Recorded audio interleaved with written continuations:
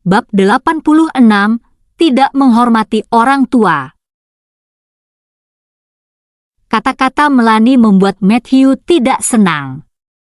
Dia menatapku dengan tajam, bertanya, "Apa lagi yang ingin kamu katakan?" "Kakakmu tahu itu, dan aku yakin kamu juga tahu." Aku menatapnya dengan tegas. "Ketika kamu terlibat dalam kegiatan yang memalukan seperti itu, cepat atau lambat hal itu akan terungkap. Kamu seharusnya sudah siap untuk ini." Aku tidak menyangka Melanie masih ada di sana ketika Atlas menyelamatkanku. "Chloe, jangan marah. Apa dia memprovokasimu lagi?" "Dia anak yang keras kepala." Henry, yang selalu memanjakan Melanie, berteriak kepada Grace, "Kenapa kamu berbicara seperti itu tentang anak kita? Kamu tidak tahu apa yang terjadi, jadi berhentilah membuat tuduhan seperti itu. Chloe sudah menikah, tapi kenapa dia bermain-main bukannya tinggal di rumah?" Henry menyeringai, berpikir bahwa akulah yang tidak masuk akal. Aku berpikir mungkin Melanie tidak akan jatuh begitu rendah jika dia tidak dimanjakan begitu banyak. HMPH, seperti ayah, seperti anak. "Dia sekarang berantakan karena kamu," kataku, "sebelum mengomentari perilaku orang lain, sebaiknya kamu mengajar anak-anakmu dulu." "Apa yang kamu katakan?" Henry berteriak, "Matthew, bagaimana mungkin istrimu tidak menghormati orang tuanya seperti ini?"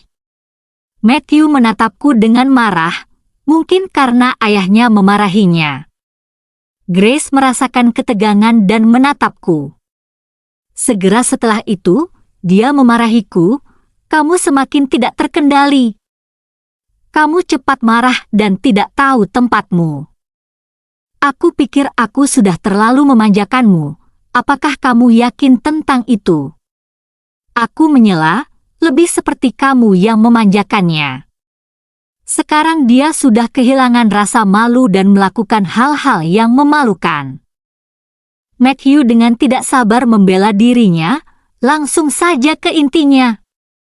Tidak perlu membawa dia ke dalam masalah ini. Melanie sangat senang mendengar kakaknya mendukungnya.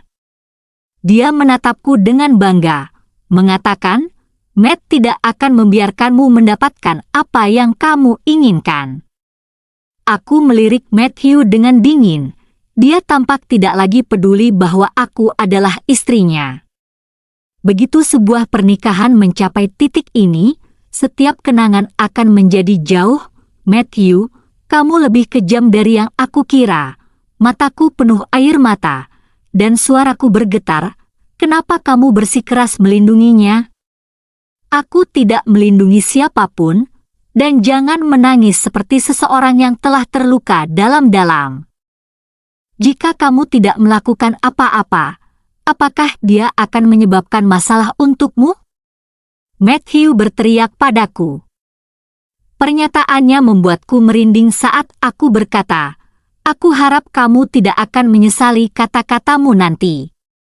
Aku melihat Melanie yang tersenyum dan melanjutkan, "Kamu masih ingin menyerangku, bahkan sekarang. Baiklah, aku akan memberitahu semua orang apa yang telah kamu lakukan."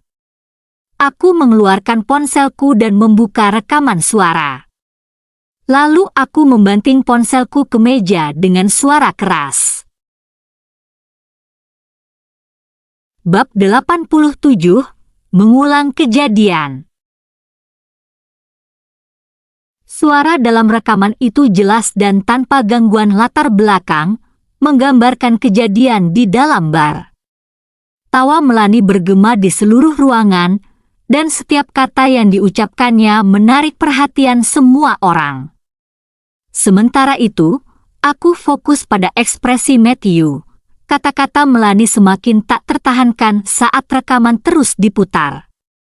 Meskipun aku tahu isi rekaman tersebut, mendengarnya lagi membuatku merinding. Aku patah hati dan air mata mengalir di wajahku. "Kamu menjebakku, Chloe. Aku akan membunuhmu." Melanie terkejut tetapi dengan cepat membalas. Namun, Ivana sudah mempersiapkan diri untuk reaksinya. Dia menendang Melanie hingga terlempar ke sofa. Mata Melanie memerah saat dia meraih asbak dari meja dan melemparkannya ke arahku. Aku menghindar, dan asbak kristal itu jatuh ke lantai, hancur berkeping-keping. Semua orang di ruangan itu terdiam dan terkejut. Matthew menatapku dan menelan ludah. Dia menghindari tatapanku, tidak berani melihat kembali ke arahku. Tiba-tiba, dia melangkah maju dan mencoba mengambil ponselku di atas meja. Namun, aku dengan cepat meraihnya kembali dan mundur sementara Ivana berdiri di depanku. Aku menatap Matthew dan bertanya, "Apa? Apakah itu terlalu berat bagimu? Dengarkan terus." Aku berteriak seperti orang gila, membuat semua orang gemetar dan kembali terdiam. Rekaman itu berlanjut, bahkan memutar suara perjuanganku dan tangisanku minta tolong. Aku tidak tahan lagi mendengarnya. Jadi aku menangis dan bertanya pada Matthew, "Apalagi yang bisa kamu katakan untuk membelanya?" Aku berusaha menahan air mata dan berbalik menghadap Henry, berkata, "Apakah kamu masih berpikir aku yang tidak masuk akal?